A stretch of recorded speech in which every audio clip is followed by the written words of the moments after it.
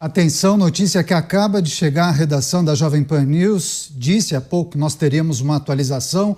Ministro Alexandre de Moraes, do Supremo Tribunal Federal, decide pela prisão domiciliar de Débora Rodrigues, a cabeleireira. Então, definição de agora há pouco, inclusive nós temos a peça em que o juiz escreve: a prisão preventiva de Débora Rodrigues dos Santos, em virtude da manutenção dos requisitos legais previsto no Código de Processo Penal, foi integralmente mantida por unanimidade pela primeira turma do Supremo Tribunal Federal, e a presença dos pressupostos para a manutenção da prisão preventiva está mantida, como bem destacado pela Procuradoria-Geral da República. Então, o STF, atendendo a recomendação da Procuradoria-Geral da República, liberando Débora Rodrigues para a prisão domiciliar. Ela, acusada de pichação, escreveu a frase "perdeu Mané" na estátua à Justiça em frente à sede do Supremo Tribunal Federal no dia 8 de janeiro de 2023.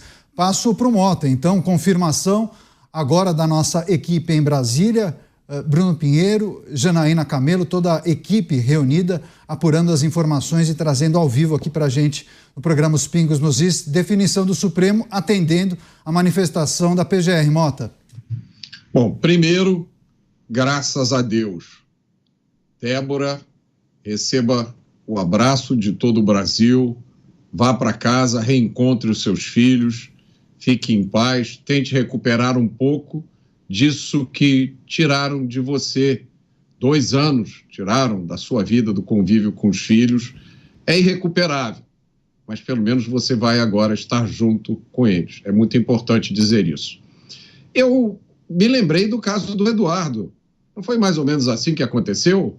A PGR disse que não precisava apreensão do passaporte e aí saiu a decisão logo em seguida? Ou eu estou com um problema de memória aqui? Não foi essa a sequência? Olha, o que Débora fez, segundo muitos juristas, pode ser, no máximo, classificado como um crime de dano, se é que você considera dano escrever em alguma coisa com batom. Não há, segundo o que os meus amigos juristas dizem, precedente de réu preso aguardando julgamento por um mero crime de dano. Então, a gente tem sempre que levar isso em consideração. No caso do crime de dano, ela já ficou presa mais tempo do que a pena do crime de dano. A gente não pode esquecer disso. Por último, mais uma vez, eu peço perdão se eu estiver cometendo algum erro do ponto de vista jurídico, mas eu não vejo nenhuma mudança de posição na essência desse caso. Porque a PGR pediu prisão domiciliar, que foi concedida agora, enquanto ela está aguardando o julgamento. Até onde eu sei, me corrija se eu estiver errado, ela continua sendo acusada daqueles 4 ou 5 crimes gravíssimos, que podem vir a resultar em até 17 anos de prisão. Ou seja, ela vai para casa agora, graças a Deus, mais uma vez. Eu, como pai, eu imagino o que essa moça passou. Mas ela vai para casa com essa espada sobre a cabeça dela. Porque, até onde eu sei, a PGR não retirou essas acusações, correto? As acusações continuam lá. O julgamento vai continuar. O julgamento foi suspenso, né, por pedido de vistas, mas ele vai ser retomado. Então, eu não vi uma mudança de posição. Eu vi uma gota de bom senso, graças a Deus, mais uma vez, num oceano de coisas que a gente não entende. Então, pelo menos hoje, a gente vai dormir um sentimento de justiça um pouco melhor, porque pelo menos hoje a gente sabe que essa moça vai para casa, vai reencontrar os seus filhos, vai reencontrar o seu marido. Agora, a espada sobre a cabeça dela continua da mesma forma que estava antes. Pois é, terá de respeitar uma série de medidas cautelares, medidas impostas, inclusive, nessa manifestação do Supremo Tribunal Federal. Só para complementar o que o Mota trouxe, a manifestação da PGR, a recomendação da PGR, ressaltava que a situação jurídica que levou à prisão preventiva permanece inalterada. Então, não havendo nos autos a apresentação de um fato novo, capaz de modificar o entendimento já estabelecido pelo ministro relator. Então, por essa razão é que não foi atendido o pedido da defesa, né, de liberdade provisória, e sim a PGR recomendando prisão domiciliar, o que difere justamente esse status, essa situação jurídica que o Mota destacou. Mas eu quero só reforçar as pessoas que chegam agora, decisão inclusive do ministro Alexandre de Moraes pela prisão domiciliar de Débora Rodrigues, a cabeleireira acusada de fazer a pichação na estátua à Justiça no dia 8 de janeiro, escreveu a frase "perdeu Mané", mas medidas impostas a ela. Uso de tornozeleira eletrônica, já tinha mencionado, proibição de utilização de redes sociais, proibição de comunicar-se com os demais envolvidos por qualquer meio, proibição de concessão de entrevistas a qualquer meio de comunicação, incluindo jornais, revistas, portais de notícias, sites, blogs, podcasts e outros, sejam eles nacionais ou internacionais, salvo mediante expressa autorização desta Corte. Proibição de visitas, salvo de seus advogados regularmente constituídos e com procuração nos autos, e de seus pais e irmãos, além de outras pessoas previamente autorizadas por este Supremo Tribunal Federal. Você, Cristiano Beraldo, decisão do ministro Moraes, decisão do STF, prisão domiciliar concedida a Débora Rodrigues. Beraldo. Renato, Débora Rodrigues é um perigo para a sociedade brasileira. Ela não pode aguardar em liberdade o curso do processo. Esse é o entendimento sobre essa moça, essa cabeleireira, que foi a Brasília e na Praça dos Três Poderes cometeu o ato gravíssimo, perigosíssimo, revelando como ela coloca em risco a sociedade brasileira quando sacou o seu batom e reproduziu uma frase dita por um próprio ministro da Corte. Pois bem, agora vai para casa reencontrar seus filhos, seu marido e, de casa, quem sabe com uma cabeça um pouco mais tranquila, tentar entender tudo o que aconteceu na sua vida desde aquele 8 de janeiro.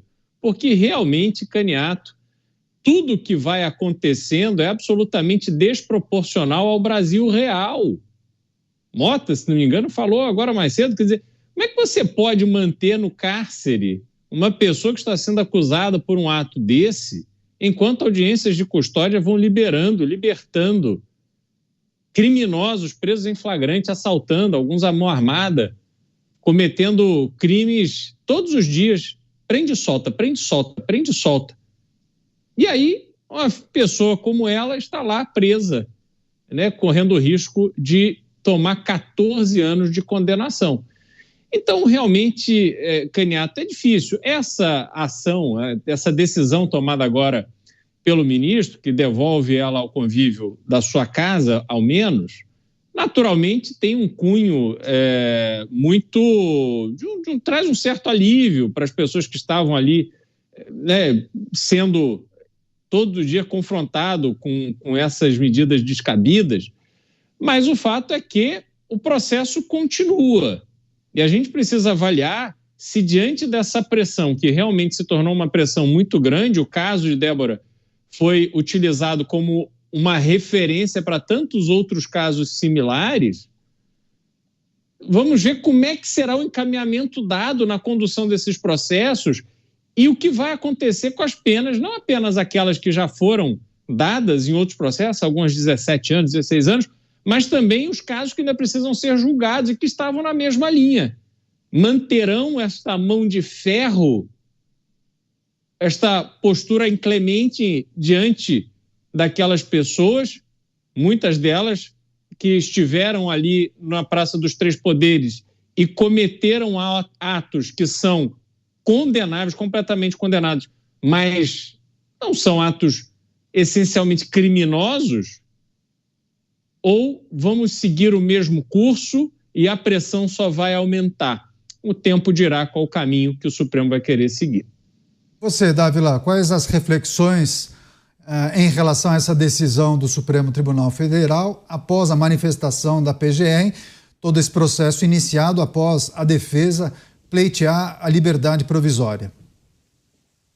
Vejo com alegria a volta de Débora ao seu lar, à sua família, e que Deus a abençoe nesse tempo enquanto ela vai esperar o julgamento. E vejo com uma certa suspeita e preocupação o que está acontecendo.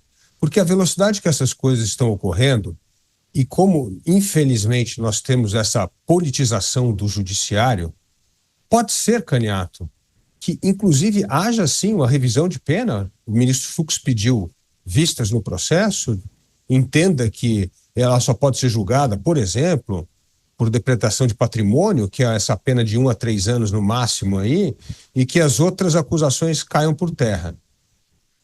E pode ser que o Supremo aceite isso para esvaziar a matéria que está correndo no Congresso Nacional, que é a anistia do 8 de janeiro. Nós não podemos eliminar essa hipótese, porque com esta politização do judiciário, a oposição forçando colocar essa matéria em votação o mais rápido possível, se Débora dos Santos for solta, pode esvaziar demais a história da anistia do 8 de janeiro. Então, nós temos de olhar isso com uma certa cautela, porque pode ser que seja esse um trade-off. É melhor fazer com que Débora volte a casa e seja solta e esvazie os votos necessários para aprovar a anistia do 8 de janeiro. Então, eu acho que essa é uma preocupação que nós temos de monitorar com muito cuidado daqui para frente. Eu acho muito pertinente, inclusive, essa colocação, mas muitos talvez se perguntassem, né? Bom, esvaziaria se começasse um efeito cascata, né? A revisão das penas impostas a várias pessoas, porque a Débora é um caso, né? Talvez seja o caso mais emblemático e o caso que tenha sensibilizado as pessoas, porque uma mulher de 39 anos, mãe de crianças que têm menos de 12 anos, né? Trabalhadora.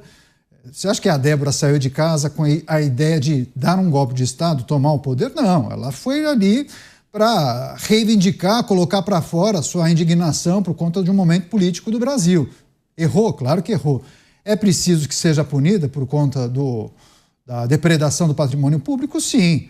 Agora, é preciso considerar a diferença muito importante em relação às penas impostas a quem depreda o patrimônio público de quem tenta dar um golpe de Estado, né? 14 anos versus 1 ano e 8 meses, 2 anos no máximo.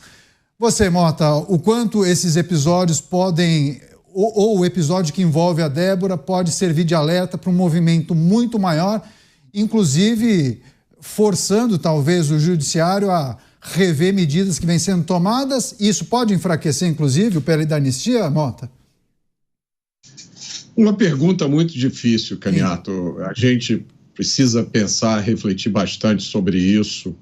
Eu acho que existe uma possibilidade de que isso seja uma tentativa de esvaziar o projeto da anistia. Eu tenho aqui um comentário de um espectador com larga experiência jurídica, cujo anonimato eu vou preservar, que diz o seguinte: quando há muita rapidez entre o parecer do MP e a decisão do juiz, num caso de grande repercussão, é porque já estava combinado. E eu fico aqui numa encruzilhada. Eu prestei atenção no que o Dávila disse e eu estou perdendo a capacidade de decidir qual é o pior cenário. Porque quando a gente entra, veja bem, a gente está entrando nessa discussão com pontos de vista ligeiramente diferentes, todos nós aqui, mas a gente concorda numa coisa, me parece. No pior caso, a Débora teria que ser processada por dano ao patrimônio público. No pior caso.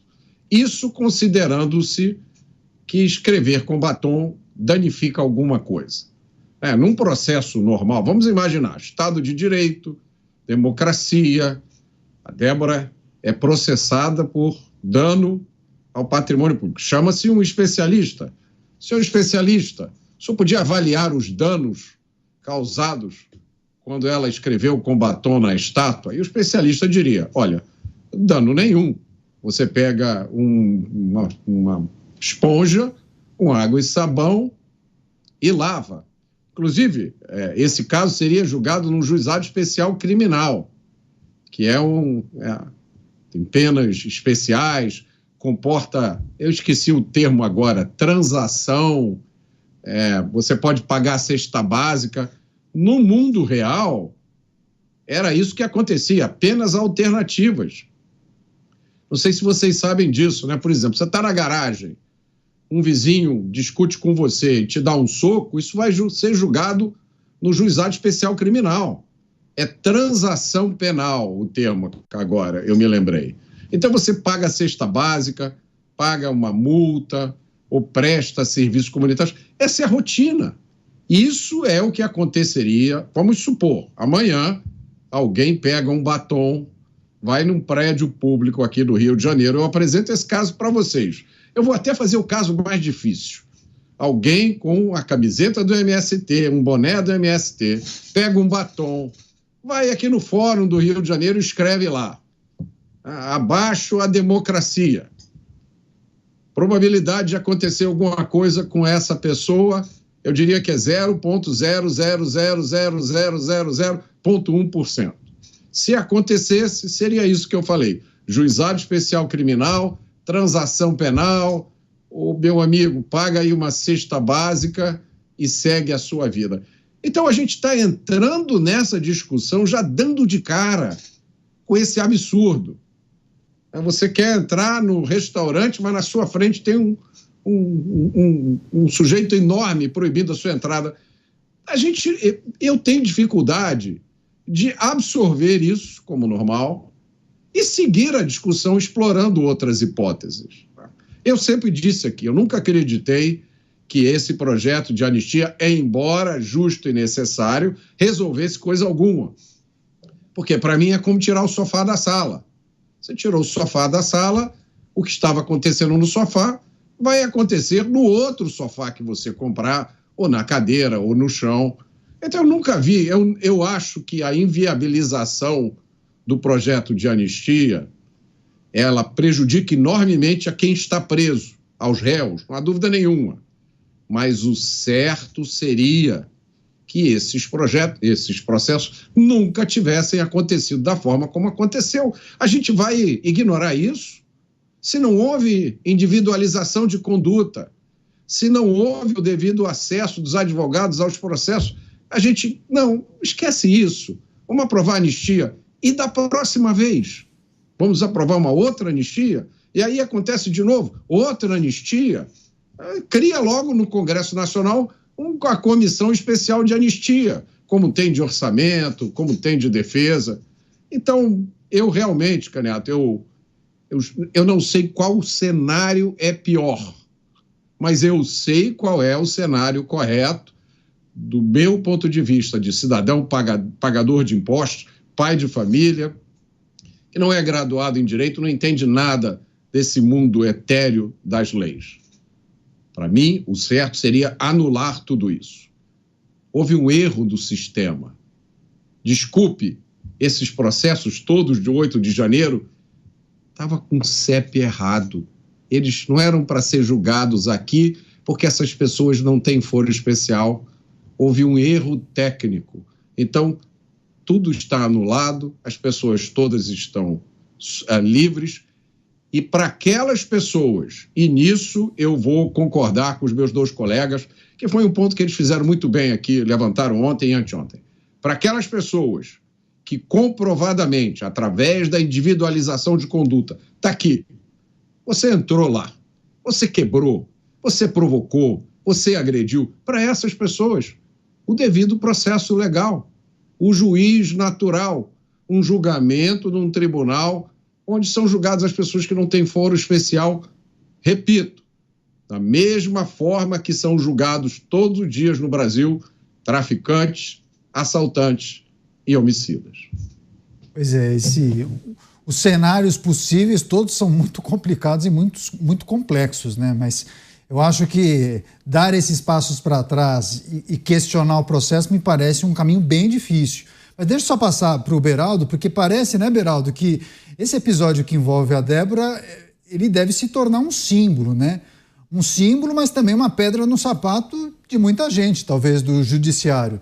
Inclusive, talvez seja o símbolo que aponte e deixe bem explícito esse cenário repleto de anormalidades, quando a gente olha para as medidas que vêm sendo tomadas, as penas impostas, enfim. Eu me lembro até que eu usei essa expressão quando teve a sugestão do relator, que ele sugeriu a pena de 14 anos, multa e mais a indenização. Eu falei, coloquei entre aspas, se isso não ajudaria a escancarar as anormalidades que vêm sendo cometidas ou as distorções em relação às penas impostas aos condenados, entendeu?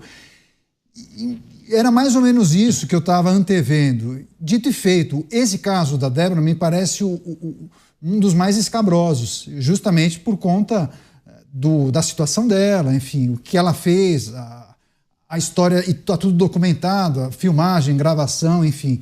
Você acha que ela se torna um símbolo e isso, de certa maneira, pode ser muito bem utilizado para a reversão de penas impostas aos condenados? Peniato, eu acho que são dois momentos. Esse momento agora, em que o caso da Débora se tornou o caso mais comentado do país e que a pena pedida pelo relator flagrantemente é incompatível com este Brasil dominado pela criminalidade, essa criminalidade que entra e sai das cortes brasileiras com a maior facilidade, em que o ministro da Justiça comemora que 50% dos criminosos presos em flagrante de cometimento de crime são liberados na audiência de custódia. Então, neste país, que é um país de verdade, não cabe penas desta dimensão. É claro que no caso da Débora, pelo fato de ter 2 filhos pequenos, pelo fato de ter escrito na estátua com batom, que é um produto que sai ali uma vez que seja limpo, pelo fato de ter reproduzido uma frase que não foi inventada por ela, foi dita por um próprio ministro da Corte numa flagrante manifestação de cunho político, coisa que não cabe a 11 pessoas de notável saber jurídico e reputação ilibada que são escolhidos pelo presidente da República e aprovados pelo Senado Federal para ocuparem a mais alta corte do Brasil, para que façam valer a Constituição. Uma corte onde a opinião pessoal deles tem que ficar completamente em segundo plano. Entretanto, não é isso que temos visto. Pois bem, voltando à questão das condenações, nós precisaremos acompanhar agora o que vai acontecer com outras condenações. Precisamos lembrar aqui daquele caso do rapaz que roubou uma cópia da Constituição e teve sua pena, não sei se já foi sentença, mas a pena pedida, se não me engano, foi de 17 anos. Então, quer dizer, roubar uma cópia da Constituição dá 17 anos de cadeia e roubar um celular, uma bolsa, um anel, um brinco, dá direito de dormir em casa e voltar a cometer o mesmo delito no dia seguinte? Então, esse Brasil completamente desequilibrado ficou evidenciado nestes casos que estão sendo julgados. E aí tem um aspecto que o Mota trouxe, eu gostaria de chamar a atenção, que é o dano ao patrimônio. Pelo que entendi desse pedido de punição à Débora, além da prisão, há ali uma multa individual, se não me engano, coisa de R$50 mil, mas o pagamento proporcional, pelo que entendi, dos R$30 milhões que foi levantado como dano causado pelos manifestantes.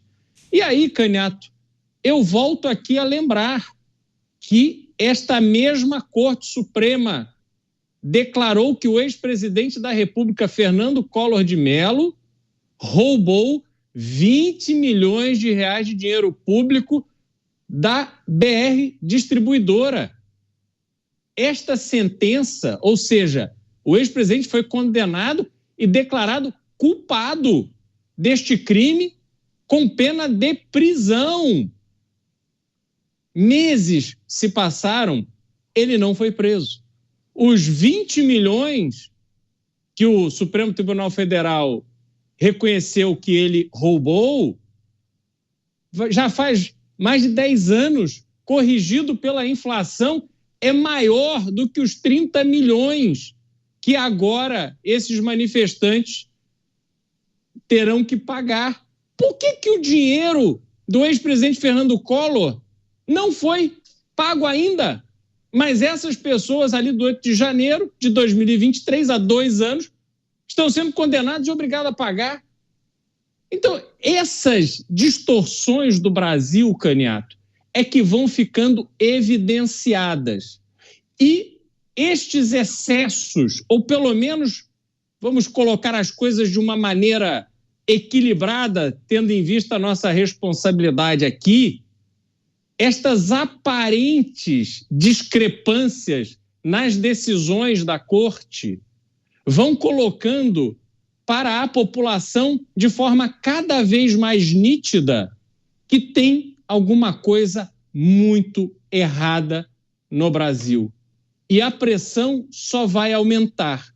E ao que me parece, com o passar do tempo e o aumento desta pressão, os membros da Corte perceberão que eles próprios fizeram o veneno que vai exigir uma solução mais profunda para essa situação de pleno desequilíbrio institucional. Volto a lembrar aqui da minha opinião. Sem uma nova Constituição, isso não será resolvido. Programa Os Pingos nos Is, a gente trazendo a informação, Supremo Tribunal Federal concedendo prisão domiciliar para Débora Rodrigues, a cabeleireira acusada de pichar a estátua da Justiça em frente ao prédio do Supremo Tribunal Federal no dia 8 de janeiro de 2023. Então, prisão domiciliar concedida a ela e ela terá de respeitar medidas cautelares impostas a ela. Uso de tornozeleira eletrônica, proibição de usar redes sociais, também impossibilidade de se comunicar com os demais envolvidos nos episódios do dia 8 de janeiro por qualquer meio, proibição de dar entrevistas sem autorização da Justiça e também proibição de visitas, com exceção de seus advogados e também familiares próximos. Mota, claro que a gente traz em destaque essa, que é uma informação muito importante para que a gente reflita e entenda qual é a dinâmica em relação à manifestação da PGR e também o aceite da Justiça, que segue a mesma recomendação, mas algumas pessoas se surpreenderam com a informação que você trouxe, inclusive a nossa audiência sempre colaborando com a gente, né?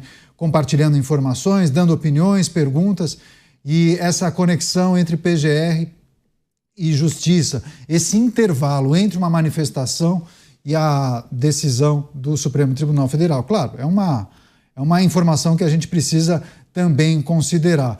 Agora, muitos aqui se perguntam, talvez esse seja o caso mais emblemático, porque trata-se de uma mãe jovem, trabalhadora, tem filhos pequenos, mas há outros casos, né? Há pessoas idosas, também há pessoas que possivelmente, por estarem presas, não conseguem dar conta das responsabilidades do dia a dia. Muitas pessoas tinham seus negócios, né, seus empregos, precisavam desse salário para bancar as despesas do dia a dia. Presumo que essas prisões, essas detenções tenham bagunçado a vida de muita gente.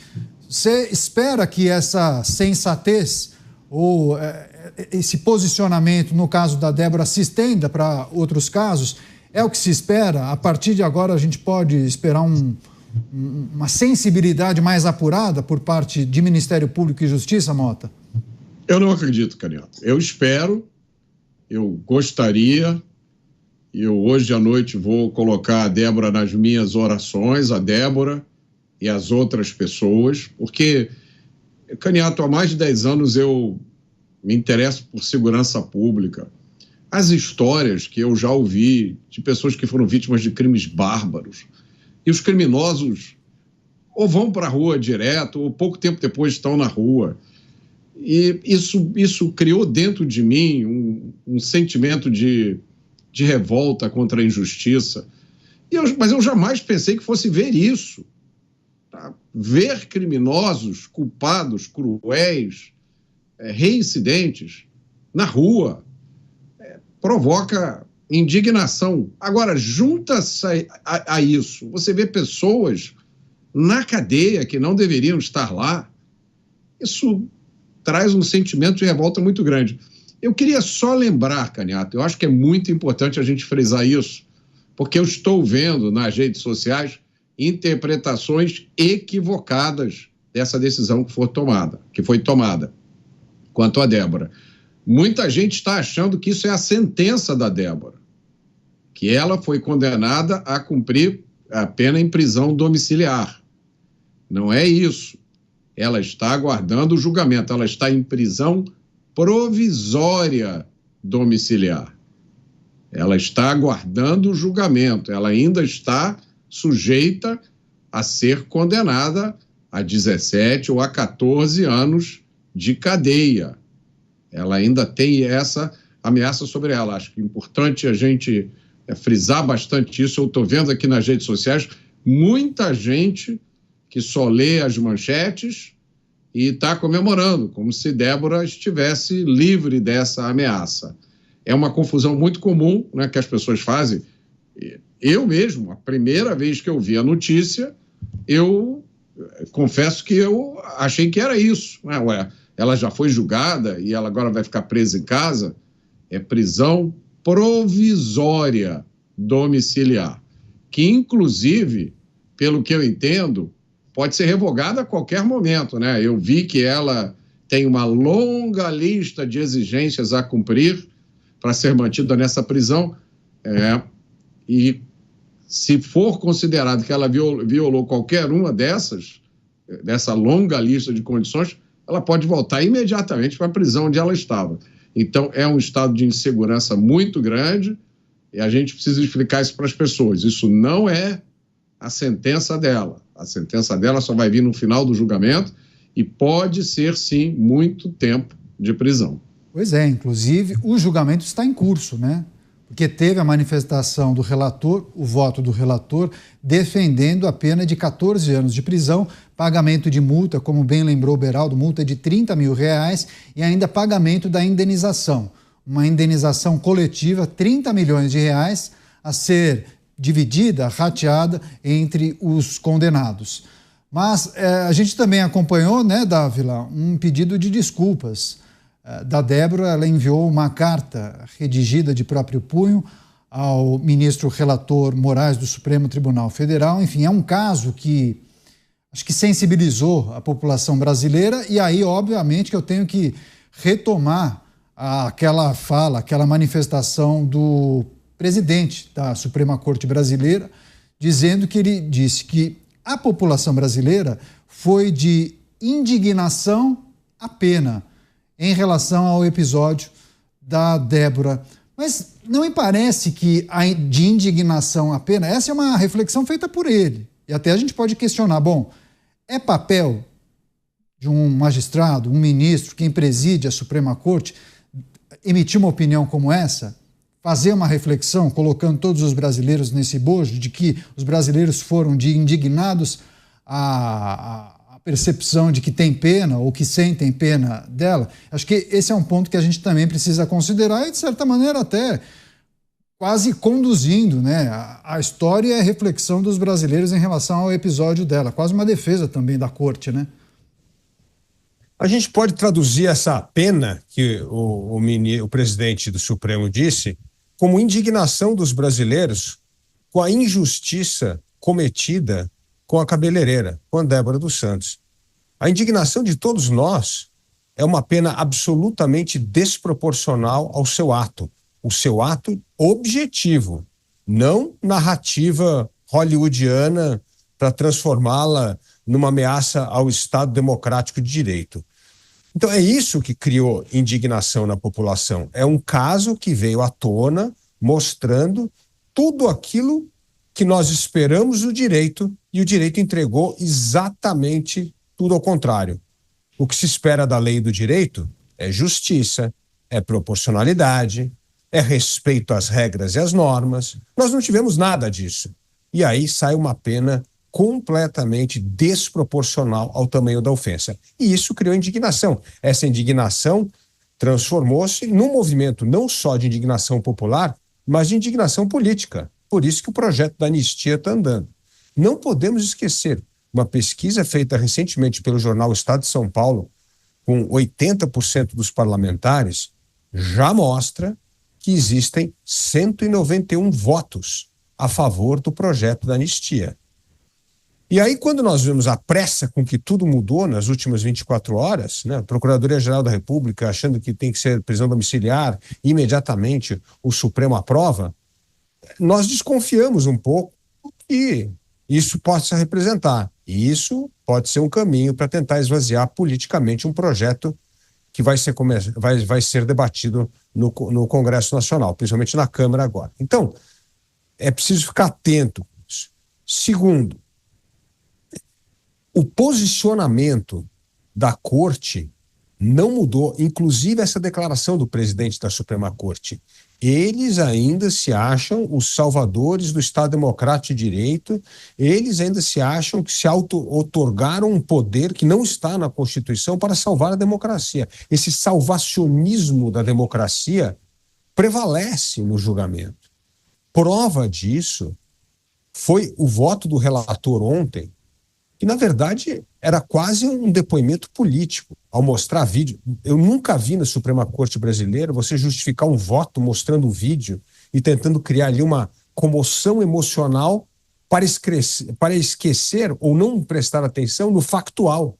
O que é realmente o fato? Por que aquilo está sendo condenado? Quais são as reais provas que existem? Então, tudo isso é muito preocupante, o que eu digo que é a politização da justiça. Então, Caniato, eu acho que nós precisamos andar com cuidado nesse caminho, mas que não sei se por oportunismo político, não sei se por uma genuína consideração com a vontade de restabelecer o Supremo como essa grande corte constitucional que preza pela Constituição, não sei o que aconteceu, não sei se foi de má fé ou boa fé. O fato é que o clima está mudando. E está mudando, começa a mostrar divergências, porque todas as decisões até agora, Caniato, a impressão que nós temos é que elas foram unânimes, que não tem divergência, que as decisões estão sendo tomadas, todas essas violações do devido processo legal vão ocorrendo, e o Mota tem razão nisso, vão passando por cima das regras do jogo, como se fosse a normalidade. Não é normal isso. E nós temos, o Mota tem toda a razão nisso, nós temos que parar e não considerar que isso é uma coisa normal. Por isso, mudança é bem-vinda, mas, como diz o ditado popular, quando é esmola grande, nós precisamos desconfiar.